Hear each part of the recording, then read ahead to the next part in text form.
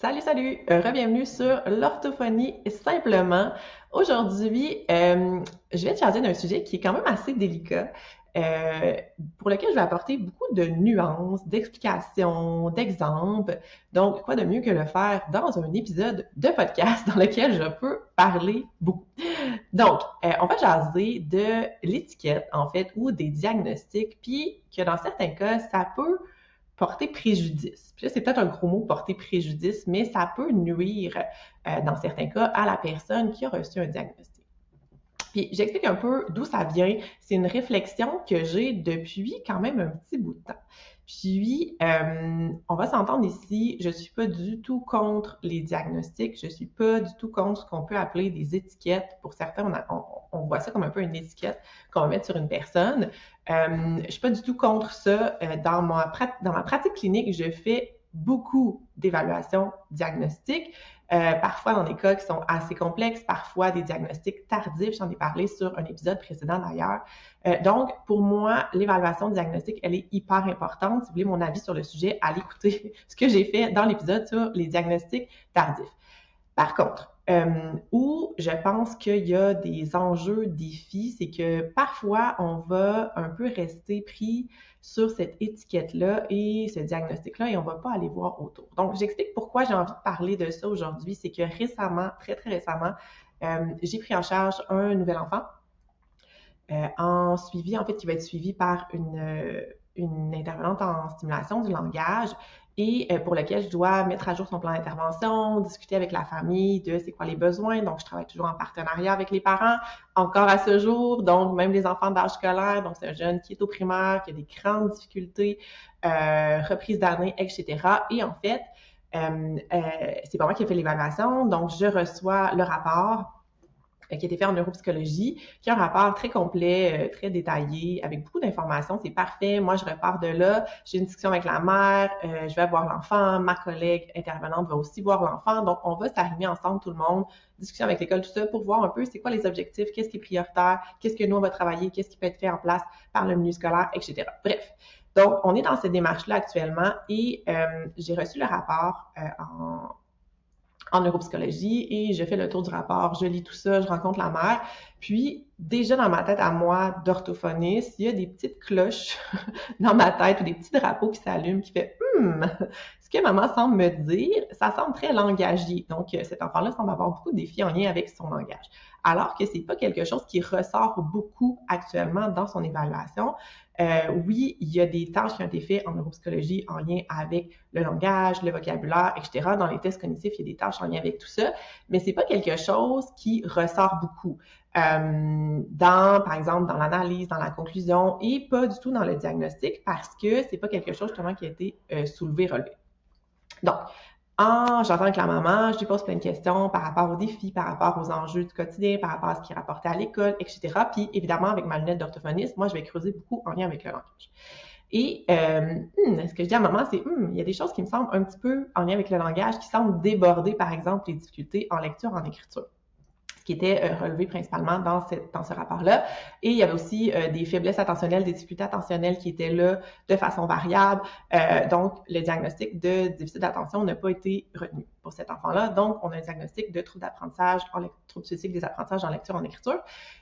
Voilà. Fait que, bref, il y a plein de nuances dans le rapport. Tout ça, c'est très complet, mais en ce moment, le plan ou qu'est-ce qui est en train d'être mis en place à l'école, ça va beaucoup viser ce diagnostic-là. Puis il faut garder en tête que habituellement, dans les milieux scolaires ou même dans certains milieux publics, il y a un dossier à l'élève, puis dans le dossier à l'élève, habituellement, il n'y a pas le rapport complet, surtout pas des professionnels à l'externe, même des professionnels à l'interne, je pense. Mais en fait, ce qui se passe, c'est qu'on va faire une synthèse. Donc, on fait une synthèse, on garde principalement la conclusion, les recommandations, puis c'est ça qu'on garde dans le dossier d'élève pour pas garder toutes les données, dont certaines données qui sont pas nécessaires, qui sont jugées comme confidentielles. Bref, parenthèse pour expliquer que souvent, c'est ce bout-là. Fait que toutes les nuances dans la partie où, comme professionnel, on va expliquer les tâches qu'on a fait, les résultats qu'on a obtenus, les observations qu'on a fait, elles ne se retrouvent pas toujours dans le dossier d'aide à l'élève qui se trouve dans les milieux scolaires, entre autres, dans ce cas-là. Fait que moi, mon point d'interrogation quand j'ai vu ça, c'est OK, cet enfant-là, on part avec l'idée qu'il a un trouble spécifique des apprentissages en lecture, en écriture, une dyslexie d'orthographie, si vous êtes plus familier avec ces termes-là. Mais moi, j'observe et il y a des points par rapport à ça qui ressortent un petit peu dans certaines tâches, des défis en lien avec son langage. Et pourquoi c'est important? C'est que si on considère dans le quotidien de l'enfant seulement cet aspect-là, où qu'on se dit, ah, les difficultés sont expliquées par ce diagnostic-là, on passe à côté de beaucoup de choses qui pourraient l'aider. Et en fait, ce qui va se passer, je souhaite que non, mais ce qui pourrait se passer, c'est que les moyens, les outils, les mesures qu'on va mettre en place ne seront pas suffisantes pour aller soutenir l'apprentissage de cet enfant-là parce qu'il y a plein d'autres choses autour. Puis, malheureusement, OK, dans le cas où on a des défis ou un trouble neurodéveloppemental, trouble d'apprentissage, etc., ça arrive vraiment souvent que les portraits sont complexes. Donc, on va souvent parler de co-occurrence, comorbidité, j'aime moins ce terme-là, mais co-occurrence. Je parle souvent, tu sais, moi, j'essaie de me spécialiser en lien avec le TDL, donc je fais beaucoup de lectures, de recherches par rapport à ça. Puis on sait que le TDL, par exemple, va avoir des impacts aussi sur plusieurs autres sphères du développement de l'enfant, notamment des fragilités attentionnelles et autres fragilités motrices, etc. Mais bref, sans que ça soit un diagnostic comme tel, il y a des fragilités. Donc, c'est la même chose pour tous les autres troubles neurodéveloppementaux. Donc, c'est un peu le cerveau ne fonctionne pas en silo. Oui, il y a des aires cérébrales cognitives qui sont responsables de certaines activités cérébrales, de certaines fonctions cognitives, mais reste que c'est pas découpé si clairement que ça. Toutes les aires se communiquent entre elles. On a besoin de plein de circuits qui s'allument un peu partout dans notre cerveau pour faire certaines tâches qui sont complexes. Donc, c'est hyper pertinent d'avoir un diagnostic parce que ça nous permet de voir, OK, il y a vraiment une raison, entre guillemets, derrière ces difficultés-là. On peut soutenir, outiller l'enfant par rapport à ces difficultés-là, mais parfois, ça fait en sorte qu'on oublie de regarder ce qui est autour, puis ce qui est autour pourrait avoir un impact aussi significatif sur le développement de l'enfant ou sur le développement des apprentissages. Donc, ce qui peut se passer aussi, c'est que, justement, c'est un peu... On va mettre des choses en place, on a une évaluation diagnostique, c'est parfait, on met des choses en place, on met des stratégies, hein. Des fois, c'est pas toujours des outils, là, des fois, c'est des stratégies de comment est-ce que l'enfant ou la personne devrait. J'aime pas encore, je pèse vraiment mes mots ici parce que pourrait réfléchir ou des façons où on essaie de comprendre, OK, voici son cerveau, comment il fonctionne, voici les forces au niveau cognitif, voici les défis au niveau cognitif, voici des stratégies qui pourraient l'aider à compenser ses difficultés. On va les mettre en place, on va tester, on va s'ajuster. Fait qu'on est toujours dans cette période-là d'ajustement. Je dis pas qu'il n'y a pas d'ajustement puis que ça n'évolue pas. Mais parfois, quand on a un diagnostic qui peut-être va cacher d'autres difficultés ou qu'on ne prend pas en considération les faiblesses dans les autres sphères, bien, ça peut faire en sorte qu'on focus sur certaines stratégies puis qu'on en laisse d'autres de côté ou qu'on ne va pas être porté à l'essai à cause de ça. Puis, des fois, au fil du temps, on se rend compte qu'on se dit, ben ça fonctionne pas ou justement comme je disais c'est pas suffisant, fait que ça arrive encore une fois souvent moi que je vois des jeunes qui plus jeunes avaient un diagnostic arrivent vers moi plus tard puis là on se dit on a tout mis ça en place, il y a peut-être quelque chose d'autre. Puis mon point ici là c'est que c'est pas une critique par rapport au processus qu'on va mettre en place, c'est pas un jugement par rapport aux parents peut-être qui vont voir un spécialiste versus un autre, etc. Tu sais, ce qu'il faut comprendre aussi, c'est que quand on est dans ce processus-là, c'est complexe, ça peut être stressant à la fois pour la famille, à la fois pour l'enfant. Puis la réalité fait qu'il y a beaucoup d'évaluations diagnostiques comme ça qui sont faits au privé, malheureusement, dans le système qu'on a actuellement. Fait que oui, des fois, il y a des prises en charge dans le système public, mais souvent, il y a des délais d'attente qui sont longs, il y a une certaine tranche d'âge de clientèle qui malheureusement passent souvent entre les cracks, sont pas nécessairement desservis ou sont pas nécessairement prioritaires, ce qui est correct. Encore une fois, c'est pas une critique, c'est pas un jugement, c'est vraiment la réalité.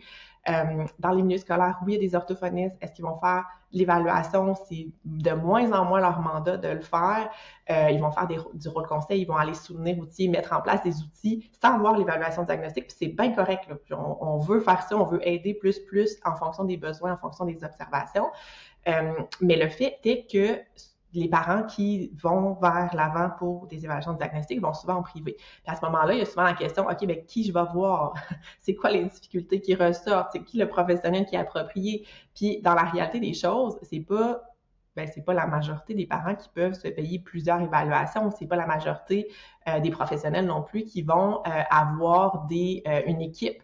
Il y a des cliniques multi où il y a plusieurs personnes, mais si dans le dossier pour faire une évaluation, on a besoin d'avoir justement le point de vue, par exemple, d'une neuropsy, d'une orthophoniste, puis d'une ergothérapeute pour un enfant qui a des difficultés un petit peu variées, ben c'est sûr qu'à ce moment-là, les frais associés à l'évaluation, pour le processus d'évaluation, sont beaucoup plus grands que si on fait juste la partie en psychologie ou en neuropsychologie. Fait qu'il y a tout ça encore à garder en tête. Des fois, on va justement privilégier un professionnel parce que c'est ça les besoins qui sont plus urgents, plus criants, plus apparents, plus dérangeants dans le quotidien, ce qui est correct. Tout ça est correct, mais il faut juste... Mon point ici avec cet épisode-là, c'est de rester ouvert, de regarder, puis de pas un peu se mettre des œillères quand on a une explication ou un mot ou des termes qui vont expliquer les difficultés qu'on voit, de pas rester centré juste sur ça et de toujours regarder la personne qui est devant nous, l'enfant qui est devant nous quand on est, par exemple, dans le milieu scolaire apprentissage, puis de se dire, OK, cette personne-là qui est devant nous, on a tenté de comprendre ses difficultés, voici ce qu'on sait maintenant d'elle, de son fonctionnement. Ça, c'est l'information qu'on sait.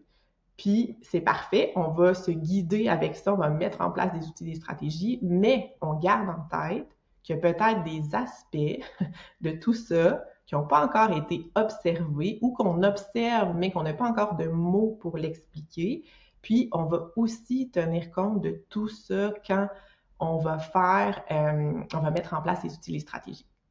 Puis, comme professionnel, je pense que c'est plus facile, entre guillemets, là, pour nous d'avoir cette vision-là parce qu'on connaît très bien les difficultés, on connaît le développement du cerveau, on le sait qu'il y a des impacts multiples, on le sait que les stratégies, c'est adapté à chaque personne. C'est pas pour rien qu'on fait des plans d'intervention individualisés. Non, chaque personne est différente. C'est pas parce qu'on a une conclusion, un diagnostic que les mêmes stratégies vont fonctionner pour tout le monde, mais je pense aux personnes qui sont peut-être moins familiers avec tout ce processus-là. Je pense à des parents, par exemple, qui sont inquiets pour leur enfant, vont passer par un processus d'évaluation pour avoir des réponses, pour mieux comprendre, pour savoir quoi faire.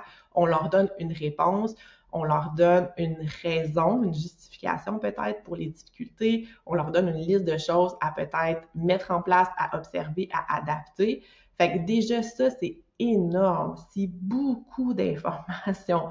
Quand je remets moi mes rapports à la fin, j'ai toujours l'impression, je dis OK, là ça fait vraiment beaucoup, puis j'essaie vraiment de simplifier, puis de vulgariser, puis d'expliquer le raisonnement en arrière pour qu'ils comprennent d'où viennent les diagnostics en fait, pourquoi j'en suis à cette conclusion-là, puis tout ça. Donc j'essaie vraiment de vulgariser, d'expliquer, mais c'est des rencontres qui sont quand même longues avec beaucoup d'informations pour les parents. Fait que c'est sûr que quand on finit ce genre de rencontre-là, puis qu'on se dit ouf, enfin je comprends qu'est-ce qui se passe. Oui, ça représente bien mon enfant. Oui, j'ai des pistes de solutions. On reste un petit peu dans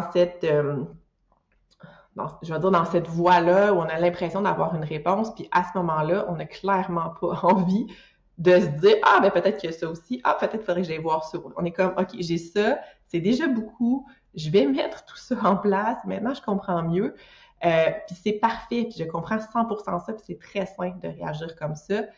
Gardez juste en tête qu'éventuellement, on met ça en place. Une fois que ça s'est mis en place, une fois qu'on a mieux compris, une fois que la personne, en fait, va peut-être vivre des succès, s'améliorer, tout ça, est-ce qu'on peut aller ouvrir un petit peu autour, aller voir, OK, y a-t-il d'autres petites choses qu'on a manquées? Ben, est-ce que finalement, je sais pas, moi, justement, l'attention, ça va bien, c'est plus contrôlé, mais on a encore full d'erreurs au niveau de l'orthographe. Ben, peut-être que c'est pas juste l'attention qui causait les difficultés en français, peut-être qu'il y a quelque chose d'autre à aller voir. Un petit peu le même principe, en mathématiques. Puis, anecdote très personnelle, récemment, j'ai une maman qui me dit « Ah ouais, mon enfant, parce que je voyais son plus jeune, fait qu'elle me parlait de son plus vieux que j'avais évalué, ça va vraiment bien, on a tout mis en place, les mesures, les stratégies, les outils, il finit par passer, etc. » Mais là, c'est les mathématiques qui sont le vrai enjeu, défi actuellement. Puis quand je l'ai rencontré, oui, tout ce qui était les résolutions de problèmes était un enjeu, un défi en lien avec ses difficultés de lecture et de langage. Mais en arrière de ça, il y avait aussi un trouble spécifique des apprentissages en mathématiques. Puis moi, c'est une des choses que je n'évalue pas en ce moment, que je n'évalue plus. J'ai déjà été formée pour le faire. J'ai essayé de réduire ce que je faisais comme dans mes connaissances professionnelles. Puis en ce moment, vous voyez, à ce moment-là, je l'ai comme un peu regretté. Puis je me suis dit, ah, il aurait fallu que j'aille voir les mathématiques. Mais comme professionnelle, moi, j'avais pas ce qu'il faut pour évaluer les mathématiques d'un jeune au secondaire, donc je l'ai pas fait. C'est pas quelque chose qui est nécessairement ressorti beaucoup dans les questions que je posais, outre la résolution de problèmes, mais on est passé à côté de quelque chose. Puis là, finalement, bon, en voyant que malgré tout ce qu'on avait mis en place, il y avait encore des difficultés en mathématiques, ils ont passé un processus d'évaluation pour les habiletés en mathématiques. Ils ont découvert un trouble d'apprentissage en maths, mis en place des stratégies, des outils, puis là, bon, ça va mieux pour cet aspect-là aussi. Fait que c'est sûr que, tu sais, comme professionnel, moi, ça me remet un petit peu en question, dans le sens, j'aurais aimé ça le voir, j'aimerais ça avoir les outils pour le faire, c'est peut-être quelque chose que je vais développer prochainement parce que ça m'arrive souvent des situations comme ça, c'est souvent des troubles qui sont en co-occurrence, puis qu'on passe beaucoup plus à côté des mathématiques que le reste des choses. D'ailleurs, j'ai fait un épisode avec Geneviève Rainville sur le trouble d'apprentissage en mathématiques. C'est quelque chose qui vous intéresse, qui vous questionne, que vous avez envie d'en savoir plus, allez écouter cet épisode-là. Mais reste que pour moi, c'est un petit trou qui manque dans mon évaluation que je pourrais faire comme orthophoniste. Je peux avoir la formation, en fait, ça fait partie de mon champ d'expertise professionnelle, mais qu'en ce moment, je ne l'ai pas, puis que j'aimerais peut-être ça, aller chercher ces informations-là pour pouvoir compléter finalement mes évaluations. Mais reste qu'il y a plein d'autres choses que moi, je ne peux pas faire. Je ne peux pas évaluer l'attention, je ne peux pas évaluer les fonctions exécutives, etc. Il y a la motricité, tout ça, ça déborde de mon champ de compétences. Quand je le vois, je vais référer, mais reste que tout ça pour dire que des fois, on a l'impression d'avoir une solution, on met en place des choses, ça va bien, mais que c'est pas nécessairement suffisant, c'est pas nécessairement le tour du portrait. Donc, on reste ouvert à tout ça. Voilà, c'est ce que j'avais envie de vous jaser aujourd'hui. Donc, diagnostic, c'est un point de départ, ça nous aide, ça nous guide, ça nous piste, mais c'est pas une finalité en soi. On met les choses en place, on peut y aller en étapes. Encore une fois, ça fait beaucoup pour le jeune, les évaluations, ça fait beaucoup de soins à investir, ça fait beaucoup de stratégies à mettre en place. On peut y aller une étape à la fois, mais sans nécessairement même aller toujours faire des évaluations très complètes, mais on reste ouvert, on reste à l'affût, on regarde comment ça se passe, comment ça évolue, puis s'il y a d'autres petites choses peut-être qui sont présentes, puis qui sont peut-être moins significatives, mais qui ont un impact, ou qu'on serait peut-être passé à côté parce qu'on n'était pas rendu là dans le processus ou parce que ces difficultés-là étaient masquées par d'autres difficultés. Un enfant qui a un grand déficit d'attention, peu importe ce qu'on va lui faire en termes de compréhension de consignes, compréhension de textes, etc., ça se peut que ça soit difficile parce que son cerveau est juste pas disponible pour le faire. Fait qu'une fois que son cerveau est disponible, est-ce qu'il comprend? Maintenant, il y a aussi des enjeux au niveau de sa compréhension. Fait que des petits exemples comme ça, fait qu'on garde en tête de se rester ouvert puis de pas toujours se fier juste à l'étiquette diagnostique, mais aussi à c'est quoi le vrai profil de l'enfant, puis qu'est-ce qu'on peut faire pour le soutenir concrètement avec ses particularités à lui, ses forces, ses défis et ce qu'on a mis en place comme stratégie qui fonctionne et qui fonctionne moins bien. Donc voilà pour aujourd'hui, fait qu'on se retrouve dans le prochain épisode avec une entrevue, puis comme je vous disais, je vais probablement revenir sur éventuellement sur tout ce qui est les troubles, le fonctionnement différent, la neurodiversité, c'est quelque chose qui me parle beaucoup ces temps-ci. Quand je parle de troubles d'apprentissage à mes jeunes, c'est ce que j'écris dans mon rapport. Quand je leur parle à eux, je leur parle souvent d'une différence, d'un fonctionnement de cerveau qui est différent des autres. Fait que c'est probablement quelque chose que je vais aller creuser un peu plus tard dans la saison dans un de mes épisodes. Donc, on se retrouve dans le prochain épisode.